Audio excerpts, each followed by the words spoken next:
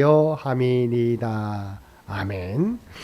오늘도 말씀과 기도로 화요일 하루를 시작하는 우리 모든 성도들 가운데 하나님의 놀라운 은혜가 언제나 함께하여 주시기를 주님의 이름으로 간절히 축원드립니다. 오늘 통독할 말씀은 요한복음 17장에서 18장 12절까지 말씀입니다.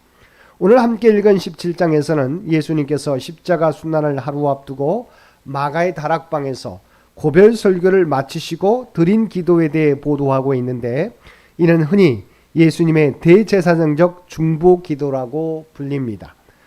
공간복음서에서는 예수님께서 순환 받으시기 전에 겟셋마네 동산에서 인간적인 고뇌에 찬 기도를 드렸음을 기록하고 있습니다. 그러나 요한복음은 이러한 겟셋마네 기도에 대한 보도를 생략하고 대신에 요한복음 16장 33절에서 예수께서 공언하신 바와 같이 장차 있게 될 승리를 예견하며 중보 사역을 수행하시는 대제사장으로서 승리의 기도를 드리신 사실을 기록하고 있는 것입니다. 그래서 대제사장의 기도는 십자가를 바라보는 침통한 분위기보다는 하나님께 영광을 돌리고 모든 성도들의 중보자로서의 대제사장의 권위를 지니신 그리스도의 승리와 기쁨의 분위기가 넘쳐 흐르는 장엄함을 보여주고 있습니다. 한편 예수님의 대제사장적 중보 기도는 예수님 자신을 위한 기도로부터 시작하여 제자들과 모든 믿는 자들에게까지 그 대상이 점차 확대되어가는 특징을 지니고 있습니다. 1절에서 5절까지 말씀에서는 이러한 예수님의 대제사장적 중보 기도의 전반부 내용으로 성자 하나님으로서 예수님 자신과 성부 하나님의 영광을 구하는 기도를 드린 사실을 보도하고 있습니다. 여기서 예수님께서 자신을 위해 구한 영광이란 곧 십자가 순환을 통하여 태초 이래 진행되어 온 하나님의 구속의 역사를 성취함으로 하나님의 영광과 뜻을 나타내는 것을 의미합니다. 또한 성자 예수께서 성부 하나님을 위해 구한 영광이란 그리스도 안에서 모든 성도들이 여호와를 창조주이시며 온 우주와 역사의 주관자로 인정하고 오직 그분께만 영광 돌리게 되는 것을 의미합니다. 이러한 주님의 기도는 그리스도의 구속의 은혜를 입은 성도들의 삶과 기도의 중심이 어디에 있어야 하는지 우리에게 본을 보여주고 있습니다. 6절에서 19절까지 말씀은 제자들을 위한 중보 기도의 내용입니다. 제자들을 위한 중보 기도의 내용은 첫째, 제자들이 세상으로부터 미움을 받을 때 세상을 피하거나 악한 자들에게 빠지지 않도록 그들의 믿음을 굳게 해주시고 계속해서 그들의 믿음이 보존되게 해달라는 것입니다. 둘째는 성자 예수님과 성부 하나님이 하나인 것과 같이 제자들 또한 진리와 사랑 안에서 서로 연합하게 해달라는 것입니다. 끝으로 셋째는 제자들을 하나님의 말씀 곧 복음의 진리로 거룩하게 해달라는 것입니다.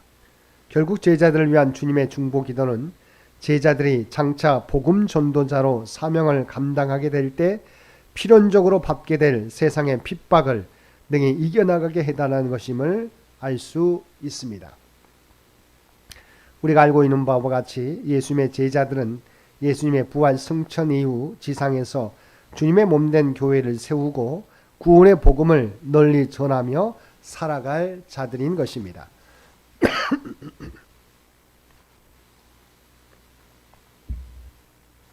따라서 이들을 위한 주님의 중보 기도는 이들 자신들을 위한 것일 뿐만 아니라 더 나아가서는 이들이 세울 신약 교회 전 성도들을 위한 것이기도 합니다. 왜냐하면 예수님의 공생의 사역의 시종을 목격하였을 뿐만 아니라 신약 복음의 핵심 내용들을 예수님께로부터 직접 전수받은 이들이 믿음 가운데 든든히 서느냐 그렇지 못하느냐가 신약 교회 설립의 성패 여부를 좌우하는 것이기 때문입니다. 한편 이러한 내용의 그리스도의 중보 기도는 주님께서 승천한 이후에도 하나님과 인간 사이의 영원한 대제사장으로서 중보 사역을 계속하실 것임을 암시해 주고 있습니다. 20절에서 26절까지 말씀에서는 미래의 모든 성도들을 위한 중보 기도의 내용입니다. 미래와 성도를 위한 주님의 중보 기도는 성도들 간의 일치와 연합, 그리고 그들이 하나님의 영광에 참여하게 해주실 것을 구한 것으로 앞서 제자들을 위한 기도와 일맥상통합니다. 다만 주님의 이 기도는 예수님께서 이 땅에 오신 목적이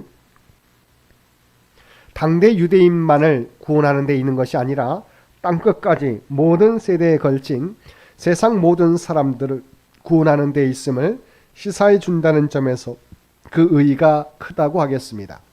사실 예수님께서 제자들을 택하여 세우신 목적도 바로 여기에 있었던 것입니다. 한편 여기서 우리가 특별히 주목할 사실은 예수님께서 말씀하신 성도들 간의 연합이 의미하는 바가 무엇이냐는 것입니다. 여기서 성도들 간의 연합은 획일성이 아니라 다양성 속의 통일성을 의미합니다.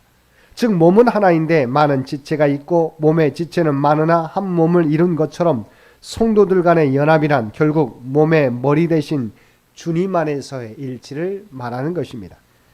그런 의미에서 교회나 성도들이 세상적 이해관계나 기타 인본주의적 요소로 인해서 예수님 안에서의 연합과 일치를 외면하는 것은 절대 용납될 수 없는 것입니다.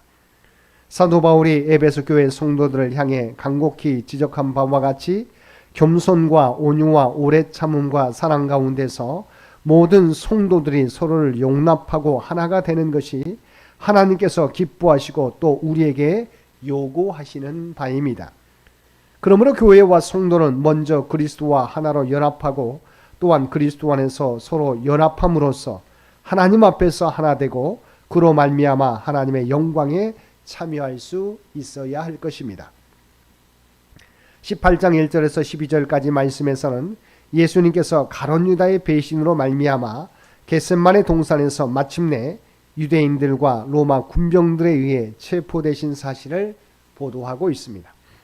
근데 여기서 우리가 주목할 사실은 공관복음서에서는 예수님께서 체포되시기 전에 겟세마네 동산에서 고뇌하며 기도하시던 모습이 모두 기록되어 있는 반면에 방금 살펴보았던 것처럼 요한복음에는 그 사건을 기록하지 않고 곧바로 예수님의 체포 사건을 소개하고 있다는 점입니다. 이는 아마도 예수님의 신성과 위엄을 강조하려는 요한의 의도에 따른 것으로 여겨집니다. 사실 요한복음의 예수님의 십자가 순환 기사는 공관복음과 많은 차이점을 보여주고 있는데 그 가운데 가장 특이한 것은 공관복음이 희생의 제물로 바쳐진 어린 양으로 묵묵히 십자가를 짊어지고 가는 예수님의 연약한 인성적 측면을 강조한 반면에 요한복음은 하나님의 뜻을 이루기 위한 구속자로서 능동적이고도 당당하게 죽음을 맞이하는 성자 예수님의 자발성에 초점을 맞추고 있다는 사실입니다. 이것은 예수님의 죽음이 인간의 계획에 의한 패배적 죽음이 아니라 자기 백성들을 구원하기 위한 메시아의 영광스러운 최후 승리의 죽음이라는 사실을 요한이 강조하기 위한 것입니다. 이 같은 사실은 본문에 나타난 예수님의 행동으로도 분명히 알 수 있습니다.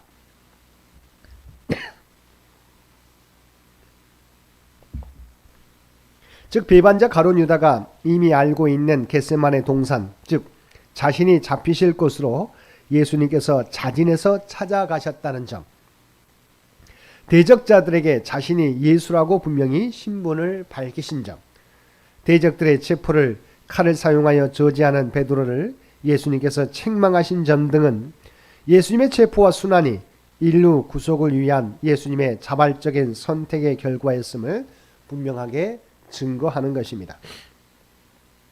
실로 주님은 하나님의 때를 거부하거나 회피하지 않으시고 온전히 순종하시면서 자발적인 희생의 본을 보여주신 것입니다.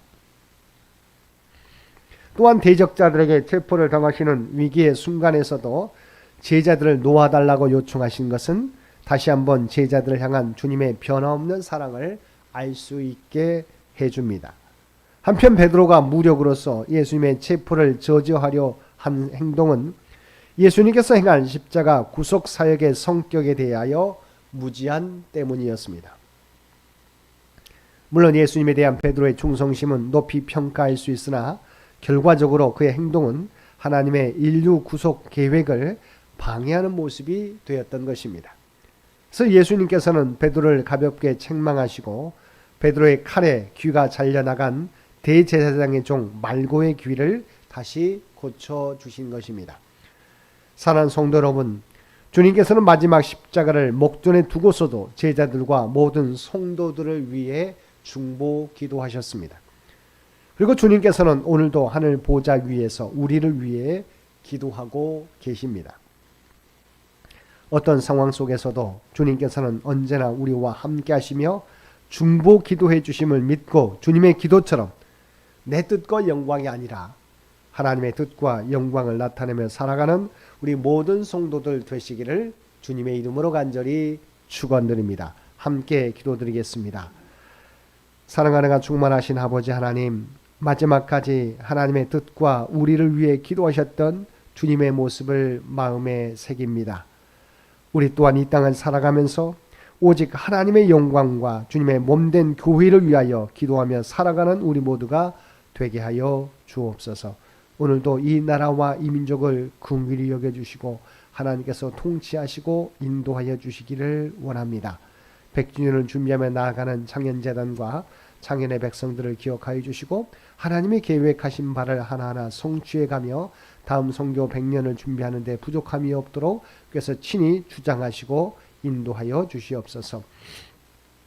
오늘 또 아버지 하나님의 연약함 가운데 있는 사랑하는 권사님과 집사님과 모든 성도들을 기억하여 주시기를 원합니다.